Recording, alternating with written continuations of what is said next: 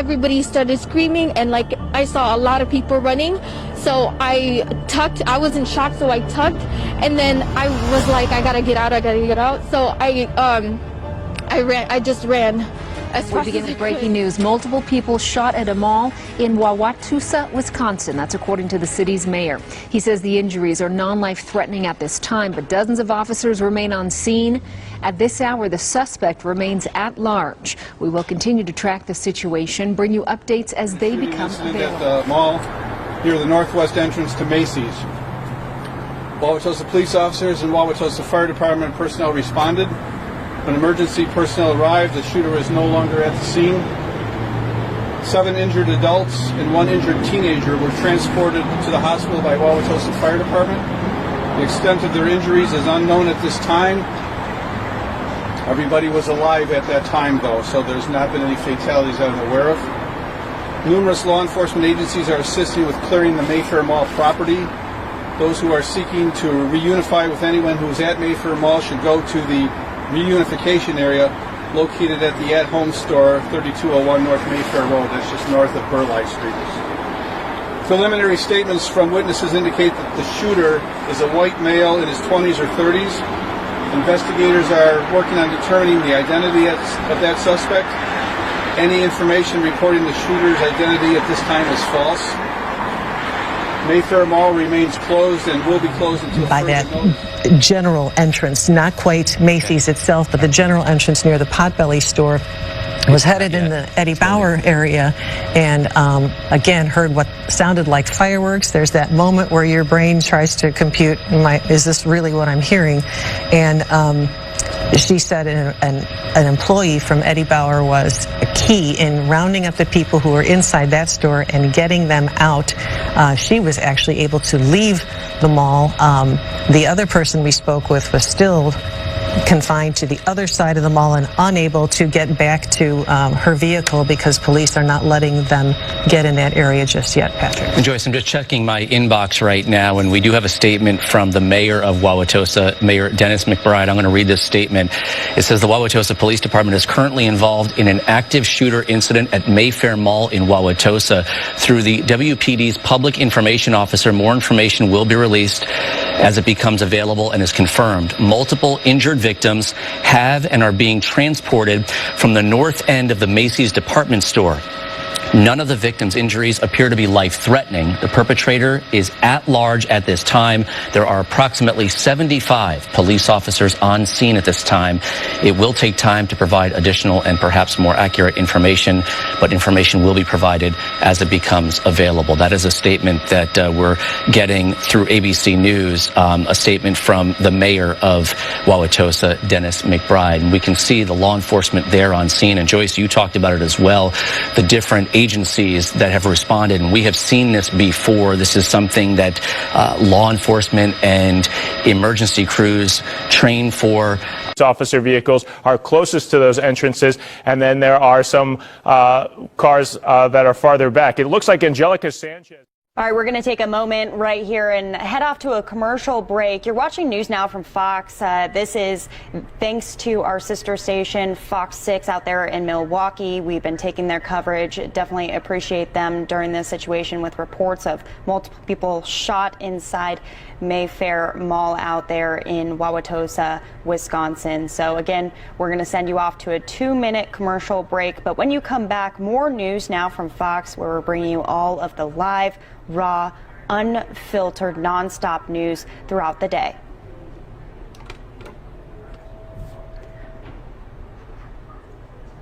For those of you who are sticking around right now, let's listen into this interview. It looks like maybe some bystanders by that shooting. I saw a few people come out. They brought the people that were in critical condition, obviously, first out.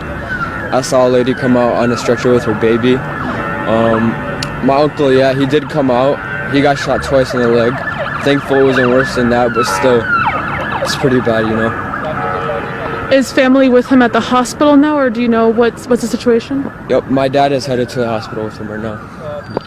What is going through your mind right now, seeing a scene like this at a place that I'm sure you frequented many times? I actually work here all the time, and it's just crazy to me. It pisses me off a lot. I'm really mad about it.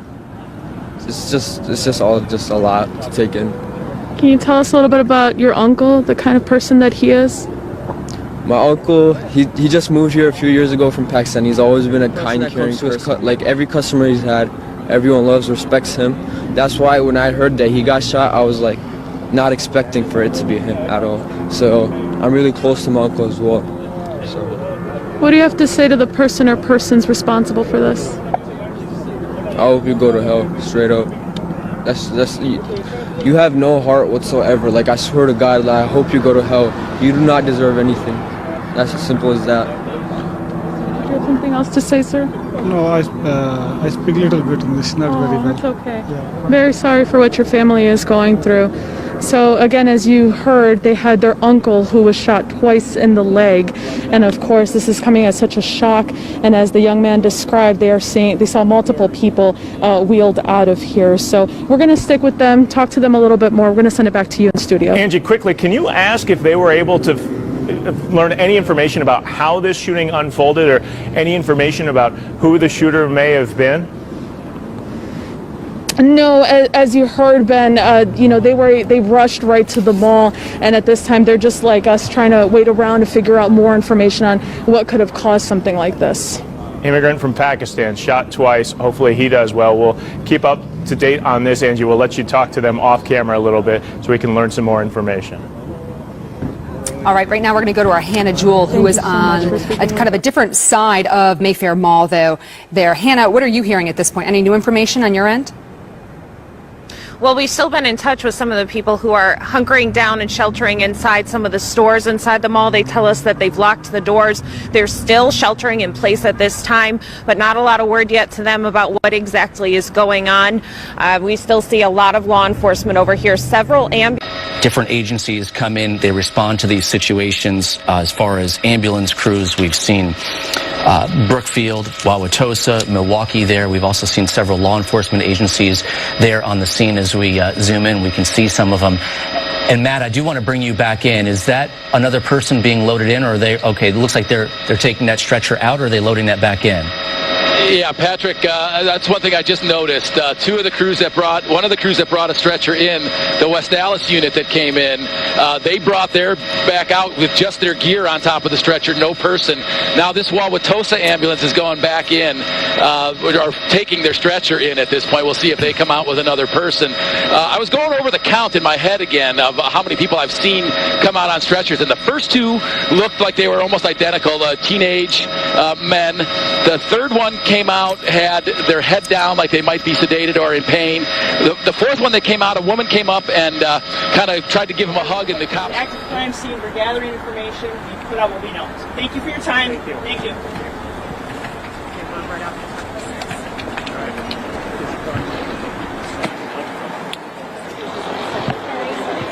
A Wauwatosa, a pair of Wauwatosa ambulances, as well as a Brookfield ambulance. So that also adds up to 6 ambulances that have left at this point. And now the West Dallas ambulance just pulled away, but again, they did not put anybody on board. So I believe we've seen 6 injured parties pull out and be taken by ambulance. All but one of them appeared to be conscious and talking with the paramedics as they were loaded onto their different ambulances. And one more stretcher was just wheeled in. Now, we've also, as you've been talking, seen a couple of different tactical units. There was a group of 8 and a group of 6. They all tried to go in this same entrance, and then they were re-guided, and they went in the entrance here that goes directly into Macy's. We also see another group that is in the process of gearing up at this point by the armored vehicle. Looks like they may have already moved. This unit had a canine with them, so it looks like they're going to be bringing a dog into the building as well to continue this search. And Matt, for people who are familiar with Mayfair Mall, give us an idea of where you are, what side of the mall you're on, what we're looking at there. All right, so this is the northwest corner of Macy's, so Highway 100 side, and it's close to what would be Center Street, but it's actually the the street that goes around the parking lot becomes Center Street. And it looks like they blocked off the exits here on this end, and we've seen people that are able to get to their vehicle exit here at the center exit, but nobody is being allowed to pull into the mall at this time. We did an orbit around the entire building. We saw 2 Wauwatosa officers here by the corporate headquarters entrance. and then there was a group of about 4 or 5 SUVs with their lights on that went in underneath the AMC Theater, so they are underneath that theater portion at this point. That was the only other activity that we saw at this point outside of what we've seen here at the Macy's end, right by Macy's and the Potbelly, that side entrance on the northwest corner of the mall. Matt, when we talked with Caroline Reinwald a short time ago, she was interviewing someone who said that her friend, this person's friend, works in Macy's, and they were hiding in the store there. I asked her if she was able to see, Caroline was able to see from where she is on the ground, anyone other than law enforcement or emergency personnel coming and going. As you fly around the mall, are you able to see anyone else coming out, anyone, customers or employees from inside the mall exiting the mall, or are you only seeing law enforcement and emergency vehicles coming in and out? Yeah. At this point, again, I just showed you the side exit. It looks like people are leaving. There's a group of 3 or 4 every time I look here. Now there's 2 leaving, including... الخميس الموافق 4/4. لا إله إلا الله. عز الله أن البلدية بيرتاحون من حصد الحدائق. شيء هائل يا جماعة. لا إله إلا الله. بشر لا يحصيه إلا الله. شيء لا يحصيه إلا الله. لا إله إلا الله. الله أكبر. نازل على الحدائق.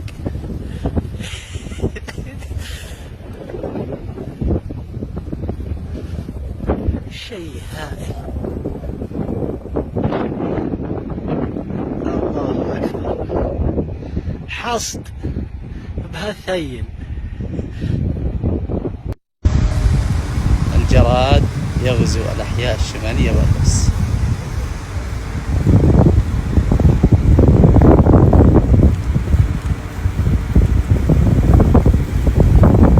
صح إنه شيء مخيف.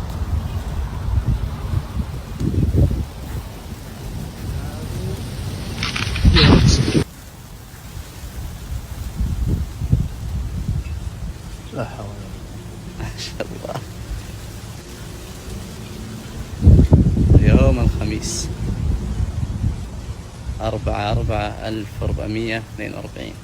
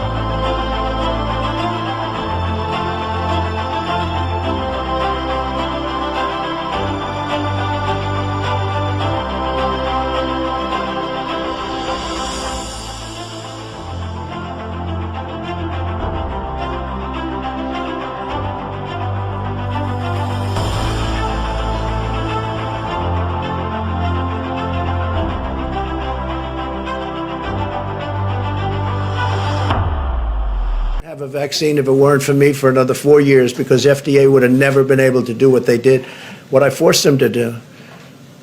And Pfizer and others even decided to not assess the results of their vaccine.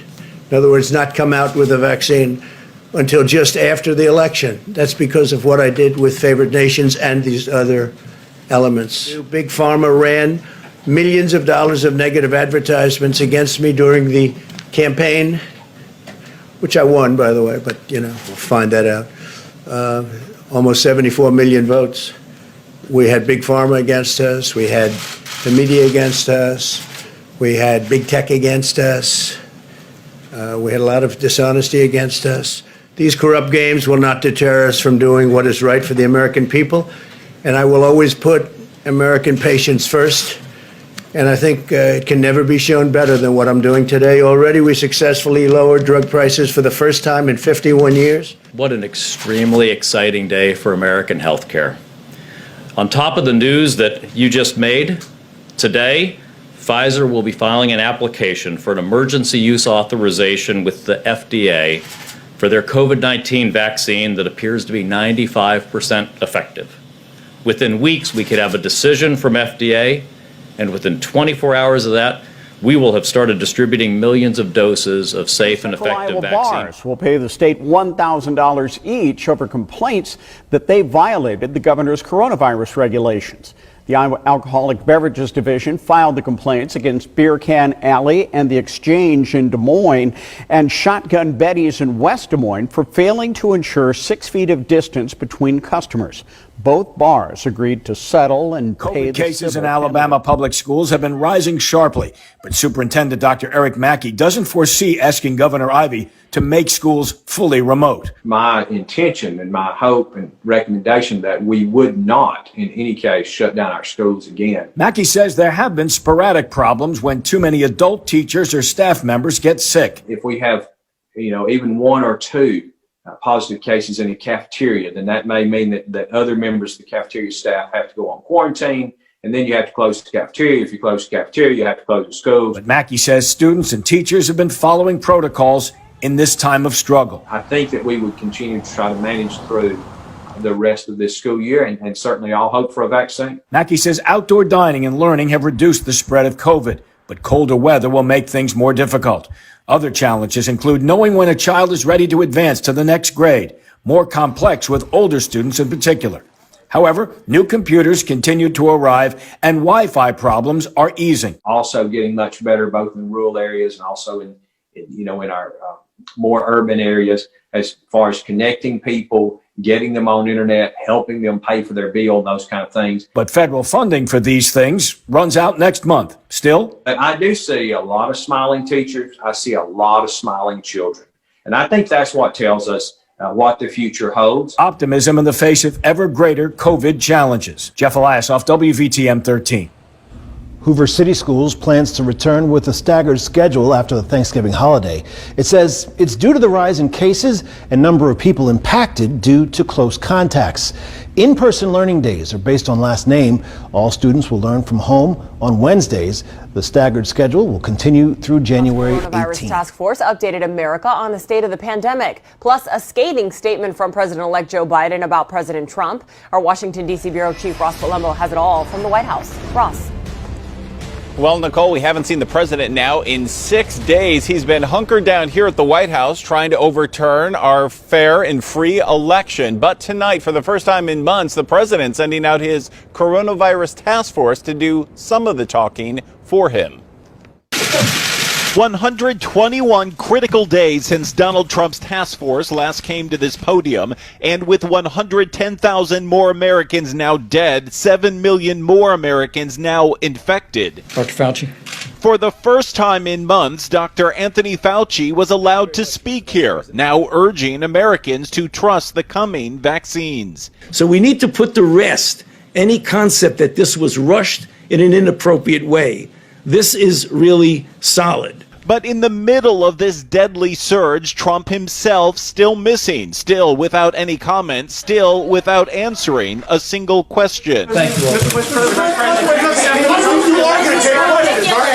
Only the campaign's legal team speaking, 90 bizarre minutes filled with baseless claims. Mass cheating that went on in this election. Not only with zero evidence, but with a new bold assertion that they shouldn't even be asked for any. Your question is fundamentally flawed when you're asking where is the evidence. And all of this delaying where the transition is. My transition team hasn't been able to get access to information we need. President-elect Joe Biden meeting with both Democrat and Republican governors, again saying this delay may cost more American lives. And there is no excuse not to share the data and let us begin to plan. And that's lives. How many would be lost as a consequence of that? I can't tell you. And the consequences not only hitting sick Americans, Biden says, but wounding our democracy. I think they're witnessing incredible irresponsibility,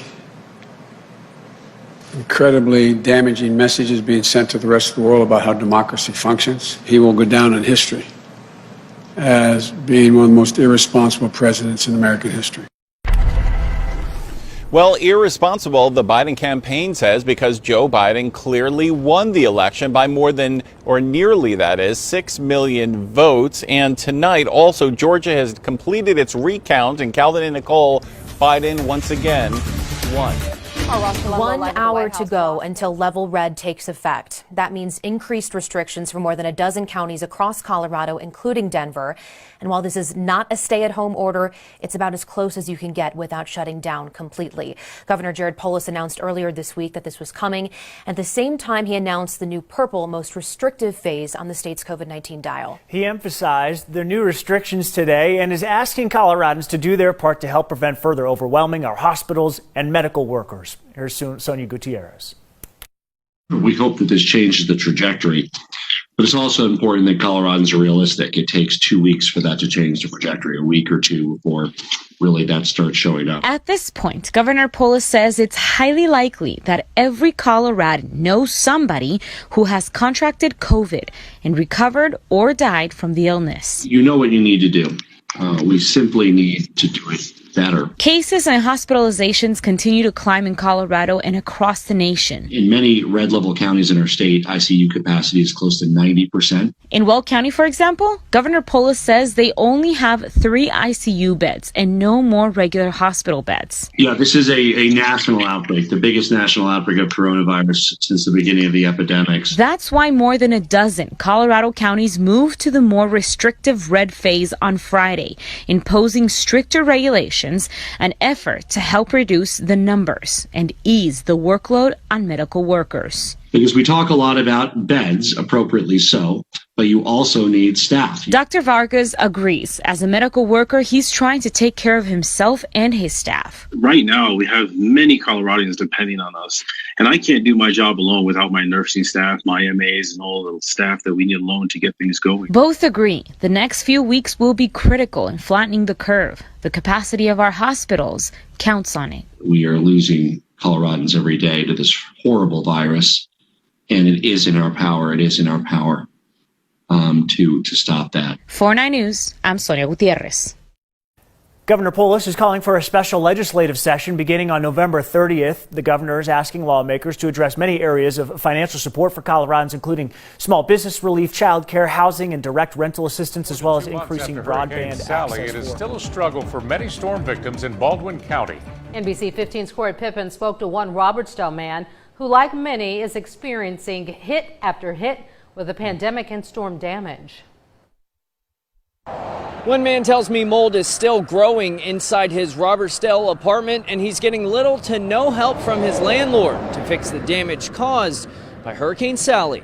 To lose most of my clothes, my furniture, and even reach out for help, it hasn't been easy. Tonight, Aaron Grant says he's dealing with costly, that's mold, and dangerous storm damage to his Robertsdale apartment on St. Paul Street. This comes on the heels of being laid off as a storm restoration technician due to coronavirus. My bosses won't put me on any jobs because they know I'm high risk. I'm used to going out in the neighborhoods, and I'll tell people, you know, I know what you're going through. I've been doing this a long time. I didn't know what they were going through. Grant says he's relied on unemployment and selling woodwork like these for income. But it's not enough to pay the rent of his mold-infested home, which was hit hard by Hurricane Sally. It tore out the back windows, a small tree between the house, probably 100 gallons of water pushed through the back door, mostly wind-driven. No power for 9 or 10 days. Adding insult to injury, Grant says his landlord hasn't provided much help, taking weeks to remove moldy carpet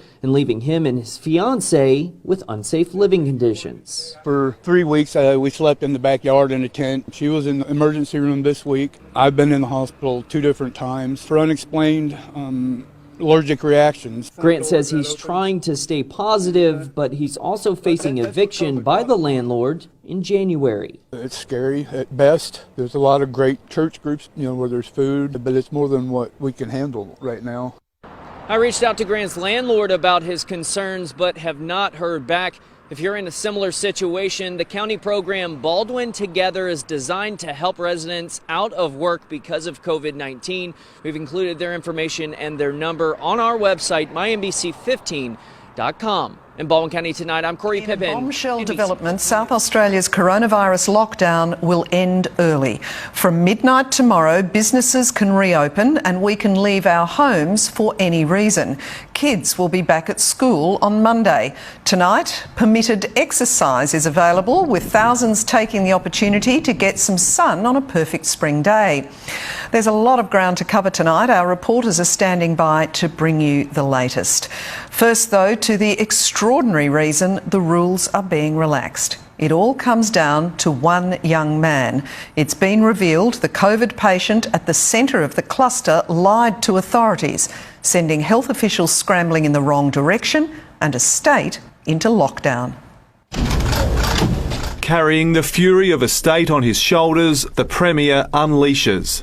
To say that I am fuming about the actions of this individual is an absolute understatement. A lie that brought South Australia to a standstill. His actions have affected businesses, individuals, family groups, and is completely and utterly unacceptable. The target of his ire, the Stamford Plaza Medi Hotel worker who had authorities fearing he'd caught the virus from a pizza box. He told contact tracers he'd bought takeaway from the Woodville South Pizza Bar where 2 workers had tested positive. Today, though, a bombshell. The person claimed that they'd purchased a pizza from the pizza shop, where in fact they were working there and had been working there for several shifts. A deliberate deception which had authorities wrongly investigating a rare case of surface transmission and a different strain of the virus. They started tracking down delivery drivers and hundreds of customers. Had this person been truthful to the contact tracing teams, we would not have gone into a 6-day lockdown. The kicker? He can't be punished. The Emergency Management Act requires people to provide information on request. There is no penalty for failing to truthfully answer those questions. A legal loophole that's sure to change. For now, contact tracers are scrambling. We are now dealing with a potential outbreak that we need to lock down as quickly as possible. The business community seeing red. This individual has held the state to ransom through telling a lie. And there's an economic and there's a social impact on that. The hardship is not lost on us, and it's devastating that we've had to take this action on the basis of a false premise. The silver lining is big. Effective as of midnight on Saturday, the stay-at-home order will be repealed. But we're not out of the woods yet. 3 new cases today, all in quarantine, and there are more to come. I just want to give people a little warning that we are expecting to see the number of cases here in South Australia rising over the next couple of days. An expected development, she says, cause for concern, but not alarm. Restrictions, not another shutdown. The governor, though, doing this for a good reason. She says community spread is just out of control. After seeing another day with a high number of new COVID cases, the governor is shutting things down again. All non-essential businesses and nonprofits must, starting Monday, cease in-person activities. This includes all indoor malls like the Coronado Center in Albuquerque, which saw a large number of shoppers Friday. Some agreed temporarily closing it down is the right thing to do. It's necessary. It kind of sucks that it has to happen this way, but if it's necessary to slow down the virus, then it has to be done. Leona decided to do some last-minute shopping with her family after she heard the news, but she believes the timing will be tough for the businesses who rely on holiday shoppers to survive. Governor Michelle Lujan Grisham is also calling on outdoor recreational facilities like ski resorts, golf courses, and state parks to close too. And I know many of you will say, but we're outside. But in going outside and checking in to the place of business or the park and getting the golf cart and meeting our friends, all of that is exacerbating community spread of COVID-19, and it's out of control. State museums will also remain closed. These non-essential businesses must all reduce their in-person workforce and activities by 100%. Though many understand the reason for the closures, they say it's going to hurt. I think it's going to hurt a lot of businesses. It's going to hurt a lot of families that do their shopping during this time, because I know the mall is the biggest place for people to go and do their shopping. So, I mean, it's gonna suck for some families and some businesses. Oh, as for this mall, which just shut down at around 8 o'clock, and all other non-essential businesses, well, they have just 2 more days before the shutdown begins. Reporting live in Albuquerque, Kayla Norwood, KOAT Action 7 News. Kaylin, thank you. And for indoor malls, the only exception is if there's an essential business there and it has its own separate outdoor entrance, then that individual business can stay open. The surge sickening more by the minute, and tonight it's potentially threatening public safety in the process. I'm Corey Stark. I'm Samantha Jones. New reports say there's a significant outbreak within the St. Louis City Police Department. There are at least 10 officers positive with the virus and almost 24 others quarantined. All of these officers, according to the Post-Dispatch, are based at the city's Central Patrol District. Right now, City PD is not responding to News 4's requests for more information. Another new startling number tonight in the outbreak. In the last hour, new data shows today's caseload exceeding 194,000. That is the most ever for just one day. The booming case growth leads us to News 4's Ashley Lincoln. Ashley, you're learning Barnes Jewish is having issues now, and they have to use the Children's Hospital to handle coronavirus patients. That's right, Samantha. We found out that majority of our ICUs here in the St. Louis metro area are operating at 90% capacity. Like you mentioned, leaders here at Barnes Jewish are now having to send some COVID patients here to the Children's Hospital to accommodate the sick. It's stressful for everyone and scary. Coronavirus hospitalizations are pushing the brim. It's getting worse instead of better. Patients admitted into St. Louis area hospitals jumping higher each day, now up to 881 Friday. While the hospitals are already almost full, the virus continues to spread like a wildfire. One of the Metro's largest medical providers, BJC, telling News 4 that because of the influx, they started transferring adult patients from Barnes to their children's hospital. BJC says in a statement that some of the short-stay adult patients may be cared for at St. Louis Children's Hospital. The statement goes on to say, this is a temporary measure meant to provide quality care. We need to wear our masks. St. Louis resident Bill Haas says he wishes Missouri state leaders would issue a mask mandate to provide relief for local hospitals. We need to social distance. This isn't going to get better on its own. I'm trying to save lives. The St. Louis Pandemic Task Force continues to call on Governor Mike Parson to enforce the mask mandate. The request keeps getting knocked down by the governor. Dr. Alex Garza says IC units in majority of St. Louis metro hospitals are around 90% capacity. He says the governor can't keep pushing this off. We have to make choices about who can be helped with the limited resources available, and we have to make choices of who can't be helped.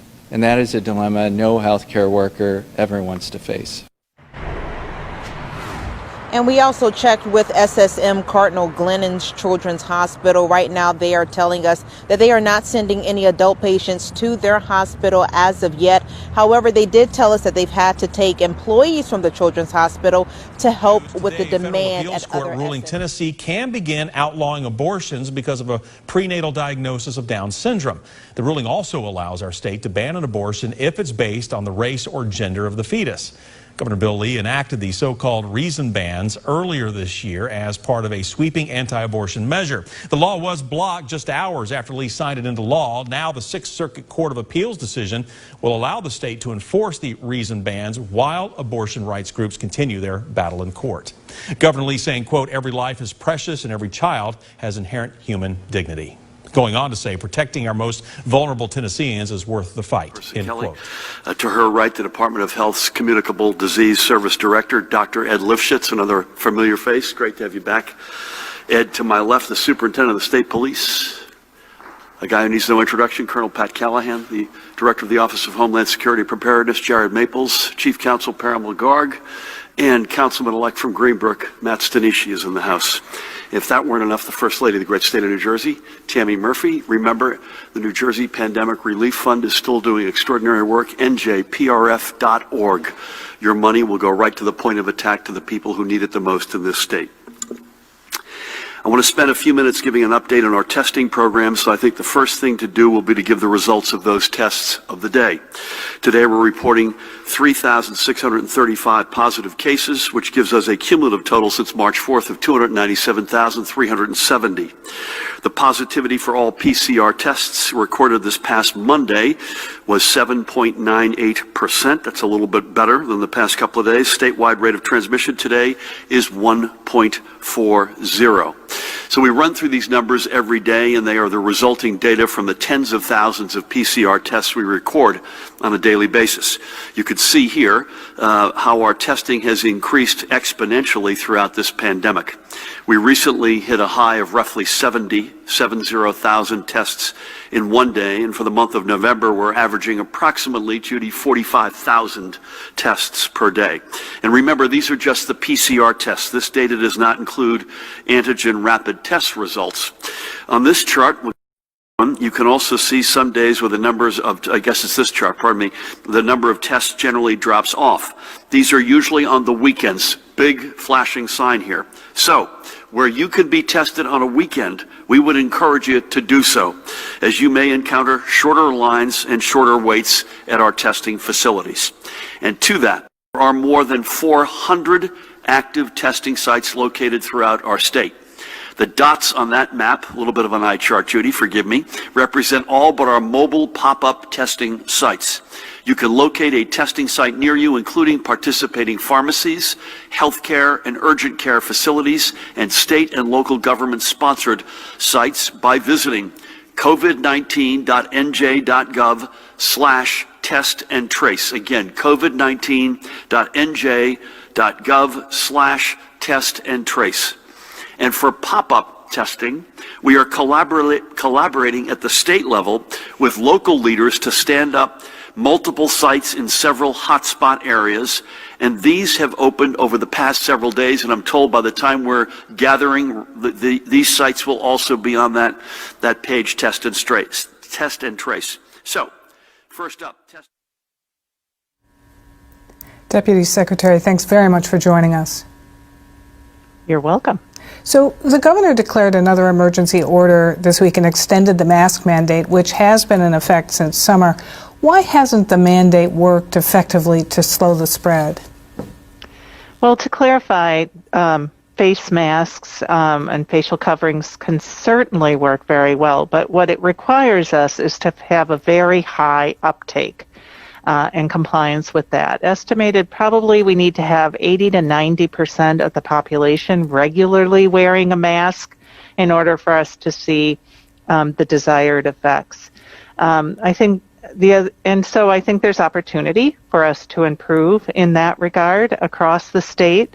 The other thing is, last week we received some really good news from CDC. We've been saying all along that facial coverings protect you from me, but emerging evidence also says that facial coverings like the one I'm wearing now protect me from you. And so it's really a win-win for people to wear facial coverings. And it also has to be, this isn't a panacea. Has to be combined with the other important preventive mechanisms we talk about: staying 6 feet apart from each other, staying home if you're sick, washing your hands. Don't touch your face. Don't touch your mask. And one of the things that annoys me the most is watching people on TV adjusting their mask all the time. So those are the things we need to do in order to improve the effectiveness of wearing masks. Describe the situation now in Wisconsin as it weathers this surge in COVID cases. Yeah, we're in a really tough place right now. We have a still very rapid increase in cases.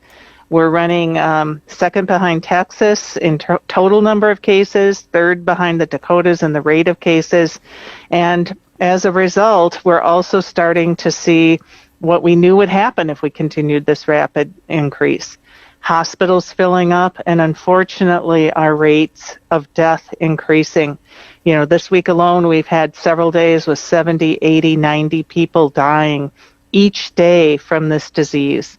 So we're also rivaling New York City. Right now we have about 6,400 cases per day, and at the peak in New York City in the spring, they were at 5,200 cases. So we're over 1,000 cases more a day than New York City at the peak. And that's why these preventive measures are so important now. Cases are on the rise on Long Island, where the state is closely watching the uptick. School districts are warning residents to be ready for a possible shutdown. CBS 2's Jennifer McLogan reports from Suffolk County. A war on COVID-19 on the East End, where Riverhead and Hampton Bays are near microcluster designation. We've been talking about the second wave for a long time, and certainly this is exactly what we feared. County Executive Steve Bellone sharing the statistics. While Long Island hovers in the mid 3%, Riverhead has surged to 5.6 and Hampton Bays to 6.5. Outreach is underway across communities where PPE handouts come with crucial reminders, say those on the front line. It's education. So we're constantly talking about it and setting the example. Local police officers have joined in the campaign to spread the word. Now more than ever, we need testing. The cluster identification is a very important component, tracing COVID and surveilling COVID. A pilot program now underway at Riverhead High and Hampton Bays Middle School. Testing for staff and students results in 15 minutes. All hands on deck effort to test as many people in the community to bring the rate low. Both Riverhead and Hampton Bays are on the threshold of the yellow zone. School districts can remain open here if in-school testing over a 2-week period is lower than the community rate. Suffolk's health department believes this testing will pinpoint trouble zones that can be targeted and brought under control. On the East End, Jennifer McLogan, CBS 2 News. Increased testing and ramped up enforcement will continue. The mask mandate applies to all public spaces, especially when other social distancing is difficult to maintain. Exceptions include kids under 12 and when people are eating or drinking, among other things. Now, Mayor Joe Brooks addressing Claiborne County's 33,000 residents saying, quote, "You are all ultimately my responsibility, and being the leader of Claiborne County is not something anyone should take for granted when looking at the health and well-being of each of our citizens. To that end, difficult and unpopular decisions have to be made to ensure the safety of every Claiborne Countyan is paramount to the success of our county." I told him I was very disappointed and ashamed that they're coming in my home, and now refusing to wear a mask. Some police officers are not wearing masks on the job, and concerned citizens say it's putting people at risk. Hi, everybody. I'm Rob Powers. And I'm Courtney Gooseman. We've gotten several calls and emails asking why safety personnel are not required to wear face coverings. So tonight, 5 on Your Side investigator Joe Paganakis goes in depth to get answers. Courtney, Rob, residents who called and emailed want the state mask mandate to no longer exempt safety workers like police, fire, and EMS from wearing a mask unless they're involved in an urgent, dangerous, or life-threatening call for service. It was a non-emergency. Deborah Kendera called Eastlake Police to her home to give her daughter some advice on Thursday. Officers walked into her living room. And I immediately said, "Officers, I'm sorry." I said, you don't have a mask. And they said that they left it in the car. Deborah is a healthcare worker and offered the officers brand new masks, but she says they refused to put them on. I have a family member that has stage 4 cancer that I'm caring for, and Every mask matters. She says officers told her the governor's mask mandate doesn't require them to wear masks. And I says, if you refuse to wear a mask while you're in my home, I'm sorry, you're going to have to leave. It was a similar experience for Valerie Ramsire, a critical care nurse pulled over by North Ridgeville police for speeding earlier this week. The fact that I had put my mask on, I feel like he should have that same respect to do that for me. Ramsire says the officer refused to put on a mask during the traffic stop, and when she called police headquarters to ask why, they told me that they're not required to wear masks because it impairs their vision. So then I asked him how that was possible, because I work in healthcare and I have to wear one 12 hours a day. Both North Ridgeville and Eastlake Police referred News 5 to the written exemptions in Ohio's current mask mandate that doesn't require public safety personnel to wear masks. They have the opportunity to wear a mask. They should. If they want to wear a mask, they can. Eastlake Police Chief Larry Reich says all officers are issued a mask, but it's up to each officer to use their own discretion based on the state mandate. Reich says if Deborah or any other citizen would have specifically asked officers to wear a mask when they were initially called, the officers would have complied. I totally understand where she's coming from, and if she would have made some other stipulations and the officers would have barged in with a non-emergent situation, I think we would have had a different conversation. Now, we contacted other police departments. Many of them, like Akron and Elyria, say they are now enforcing a voluntary mask policy for all personnel. Chief Reich says he's in daily talks with the Eastlake mayor and says he'll speak to him about a voluntary policy. A Sunday hike takes a disturbing turn. Two women sitting on a bench on Midstate Trail in Ashburnham, then someone yells at them for not wearing masks. I'm not going to wear a mask when I'm outside. It's not the law. It's not the law. Good for you. You call whoever you need to call and do whatever you need to do. Selfish is what it is. Completely irresponsible. Okay, thank you so much for your input. Police say what was really irresponsible is what happens next. The man walks away, but then turns around, pulls down his own mask. The woman he's with tries holding him back, and then this. Okay, I have COVID. Hail! I have COVID. I have been tested positive. Hail! Get back here! Hail! You okay? No, you won't be soon. Alarmed, shocked, I think disgusted. The woman reported it to police. They say the man was out of line and made the situation worse. It was hostile, it was inappropriate, it was threatening, and it could even be assaultive. That's arrogant. Completely arrogant. Now police asking your help in identifying this man and hoping nobody follows in his footsteps. Everybody's frustrated. There's a lot of frustrations. We're all in this together, and people just have to try to keep that frustration, to themselves. Police want to get that suspect side of the story, though they say he could face assault charges as a result of this. We're in Ashburnham tonight. I'm Peter Iliopoulos, WCVB News Center 5. Everyone caught up on the numbers now. Looking at Illinois, it reported over 14,600 cases on Thursday. In the Metro East, Madison County accounted for over 200 of those cases, but that was actually down from 326 the previous day. St. Clair County had its lowest day of cases in 2 weeks at just 140. There are new coronavirus restrictions starting today for the entire state of Illinois. Retail businesses, stores like Walmart and Target, they must operate at 25% capacity. Same goes for gyms, barbershops, and salons. Grocery stores and pharmacies, they will remain at 50%, and there will be no indoor dining at restaurants, while theaters and art centers must close. I think they're necessary for us to survive. I'm really looking at my life. I'd rather for somebody be concerned about me, because without my life, I will not have a business. Governor J.B. Pritzker says hospitals are seeing a real strain and will soon be overwhelmed if the current rate of infections continues. These restrictions will be reevaluated. Greater Lynchburg is shutting down its shelter out of an abundance of caution after an individual tested positive for COVID-19. The organization announced today their Center of Hope facility is on lockdown until December the 4th for deep cleaning and sanitizing.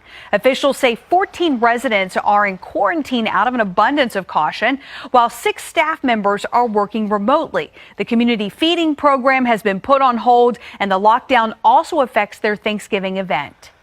So sadly, we will have to cancel our Thanksgiving feeding, but we're hoping to postpone that to December because we still want to serve the community. There is still a need. We just want to make sure that we can serve safely. The Salvation Army's adjacent community center, as well as their Red Kettle and Angel Tree Back to the programs, unemployment have line. not been impacted. Tonight, we're talking to those who are once again without a paycheck. It comes as a result of the latest COVID-19 restrictions, shutting down bars and restaurant dining rooms across the state. News 8's Jacqueline Francis caught up with those affected as they face unemployment for the second time this year. We were last year in March. It was the last day the unemployment office was open and one of the first days since the shutdown had taken effect. Among those in line that day were hardworking bartenders and servers, many of whom have once again found themselves out of work. I wanted to cry. I did. We didn't ask for this to happen, and due to that, now we're all unemployed. It's been 8 months since we first met Kiara Anderson. She was waiting in line outside the unemployment office on Plainfield Avenue. The longtime Chili's server had found herself without a job for the first time in her adult life, a direct consequence of the coronavirus shutdown. It really turned out to be a lot worse than I thought it was going to be. Tonight, we caught up with Kiara about how things have been as she once again files for unemployment due to the latest COVID order that's closed dining rooms across the state. I almost feel like, damn, am I going to wake up? Is this a dream? And it's like, nope, it's still reality. I don't really know how to take it. I think I'm traumatized, honestly. It's a nightmare shared by many in the industry. I'm just still dumbfounded that it happened again. Michelle Armour, a bartender of 30 years, was also at the unemployment office that day back in March. Stressful, because everybody wants the same thing, money. She eventually got the unemployment benefits she filed for that day, but it wasn't close to what she was making bartending 50 to 60 hours a week. I think it's going to be worse off this time, especially if it goes longer than 3 weeks.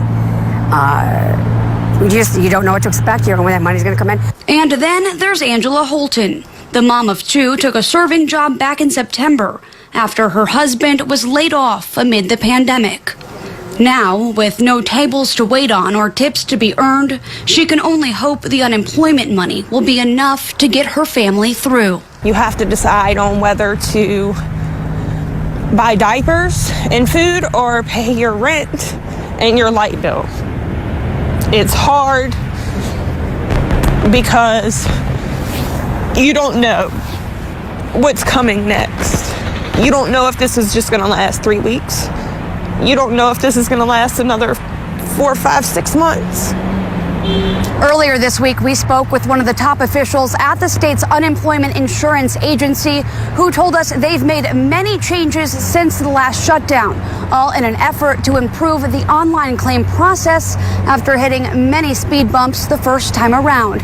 You can find that report right now on our website, woodtv.com. Let's recap both breaking stories we're following tonight. First, police in New Berlin issuing an emergency alert warning telling people to shelter in place. Officers are looking for possibly armed subjects from a pursuit that started in Milwaukee County. The Milwaukee County Sheriff's Office, as you can see in this live picture right here, has shut down I-94 starting at Oklahoma Avenue. Again, a live picture as deputies walk that highway looking for evidence. Law enforcement connected with this, we believe, also swarming the area near Beloit and Moreland in New Berlin. That's right near the Freighter Moreland Reserve. The pandemic will not stop Operation Family Feast from putting Thanksgiving dinner on the table of local families in need. Our Emily Rittman joins us live outside Shelter KC, where volunteers will meet tomorrow, Emily, to make deliveries. Ellen, normally on Thanksgiving, when a family needs a little extra help around the holiday, they would come here to pick up a food basket. But this year, instead, volunteers will use contactless delivery to bring the food to them. All right, you guys are going to go sign in. Shelter KC semicircle and volunteers from Community Praise Worship and World Outreach Center. There needs to be stuffing. Along with volunteers from Westside Family Church, packed about 300 food baskets with the ingredients needed to cook a Thanksgiving feast. Well, you got to start out with the turkey, of course, and you got to end with the pumpkin pie. I'm the pie lady. For years, Kim Drew has joined this Thanksgiving food basket assembly line. Giving back just makes you feel good. It's very important to do God's work of serving people so they can celebrate this loving season together.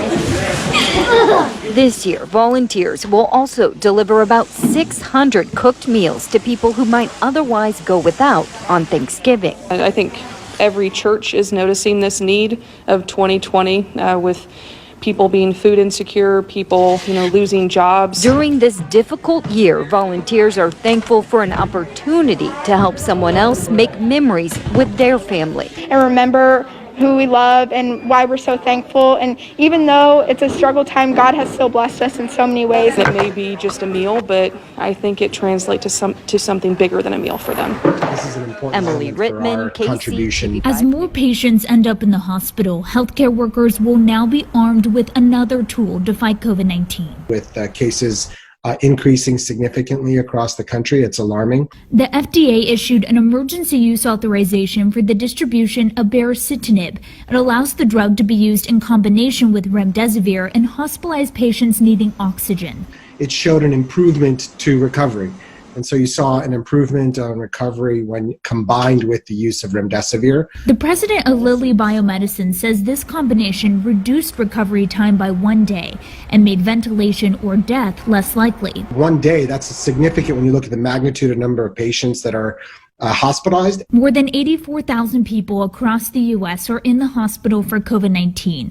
3,000 of those are in Indiana. That's a 75% increase since November 1st. Even a day improvement in the impact, not only is it a benefit for anyone who is able to recover more quickly, but also the strain that it puts in the hospital system. And as hospitals also prepare to distribute a COVID-19 vaccine, researchers stress the importance of these treatments in the meantime. Until it's widely available and everyone takes the vaccine, treatments still are an important element as part of this. In Indianapolis, I'm Kelly Rinke, CBS 4 News. Meanwhile, a COVID-19 vaccine could be just weeks away if the FDA grants emergency authorization to Pfizer. The company applied for that authorization today. A virus expert at Purdue says safety will be the FDA's first priority with a vaccine. It won't cut corners to get a vaccine out quickly.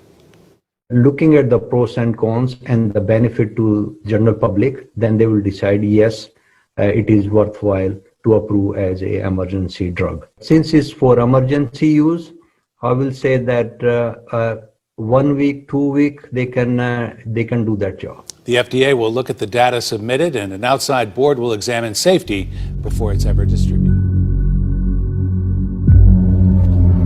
Sodom has become corrupt, a city of sin. But my nephew Lot lives there. He has a family. The outcry against Sodom is great. Its sins are very grave.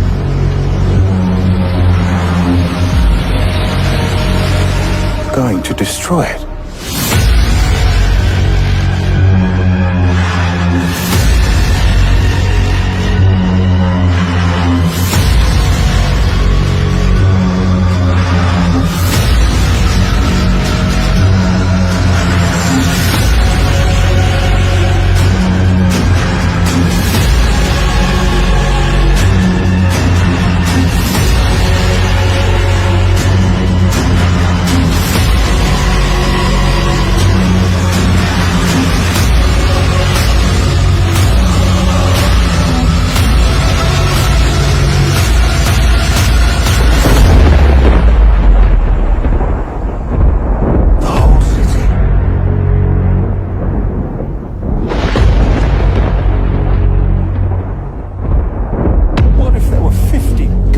In Sodom, will they suffer the same fate as the wicked? We will test them. If my angels find 50 righteous people in Sodom, I will spare the whole city. Please, help us. Fewer, 30, 20. They would not destroy them, surely.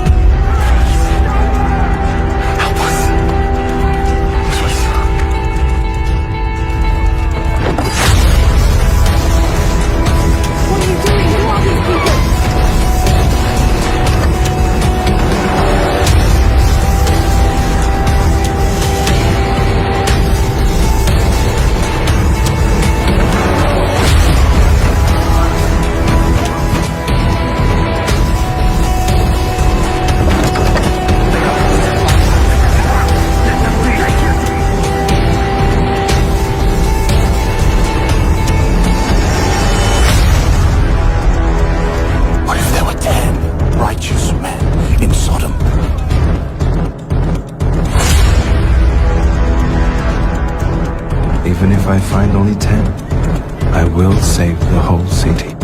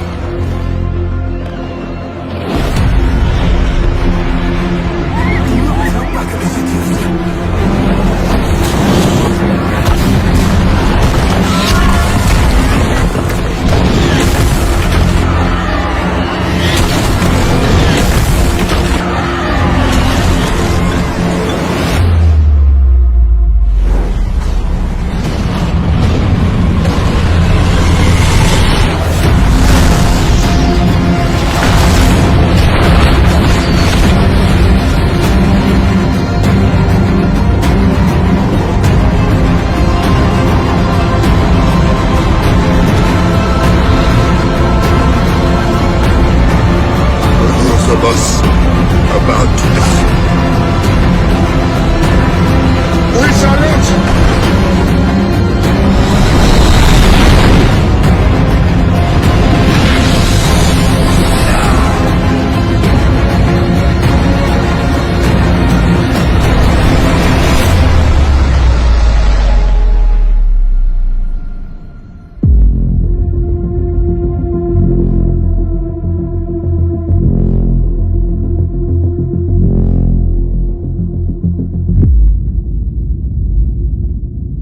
Is Trans Day of Remembrance, and a group marched to City Hall this evening to raise awareness about those lost to violence and drugs in the trans community. In the last month, 3 trans women have died in Baltimore. Baltimore City Councilman 𝐒𝐄 announced they are donating $5,000 to Baltimore Safe Haven, and the money comes from the Kennedy Award for Public Service.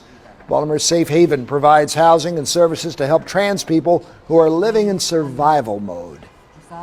We need education and resources. We're not just sex workers. We are people who live here.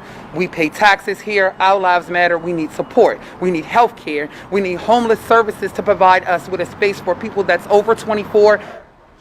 And to learn more about Baltimore Safe Haven and Trans Remembrance Day, you can just head to our Opening website. today for a housing complex devoted to the LGBTQ community. The ribbon-cutting ceremony for the Glitz South in Woodhaven, Queens, will be the first housing complex in New York City owned by the Black trans community.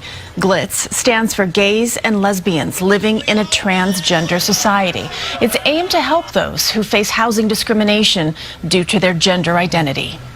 30 years of a dream of doing something like this, but not just doing it, putting us in an area and a location where we don't have to run.